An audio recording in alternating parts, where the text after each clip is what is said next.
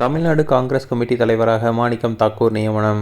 தமிழ்நாடு காங்கிரஸ் தலைவராக அறிவிக்கப்பட்டார் மாணிக்கம் தாக்கூர். தமிழ்நாடு காங்கிரஸ் தலைவராக இருந்து செயல்பட்டு வந்த செல்வப்பேரகை மாற்றி புதிய தலைவரை அறிவித்தது காங்கிரஸ்.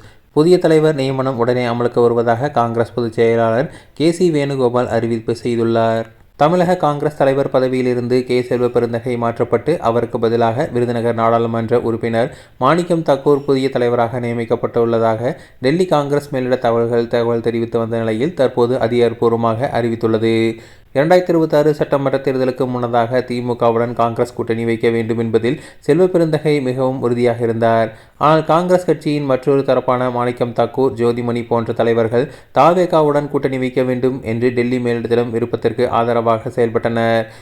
தேர்தல் முடிவுகளில் திமுக கூட்டணி தோல்வியை சந்தித்ததும் காங்கிரஸ் உடனடியாக தவேகா ஆட்சிக்கு ஆதரவு தெரிவித்து புதிய அரசியல் 2 அமைச்சர்கள் பதவிகளையும் 1 ராஜ்யசபா சீட்டையும் கேட்டு பெற்றது.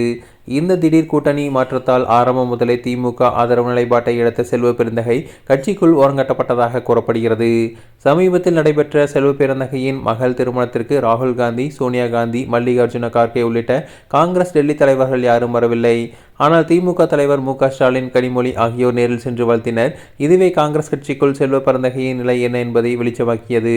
இதைத் தொடர்ந்து அண்மையில் பெங்களூரில் அகில இந்திய காங்கிரஸ் தலைவர் மல்லிகார்ஜுன கார்கேவை நேரில் சந்தித்த செல்வப்பெருந்தகை தன்னை தலைவர் பொறுப்பிலிருந்து விடுவிக்குமாறு கடிதம் அளித்தார் என்பதும் குறிப்பிடத்தக்கது.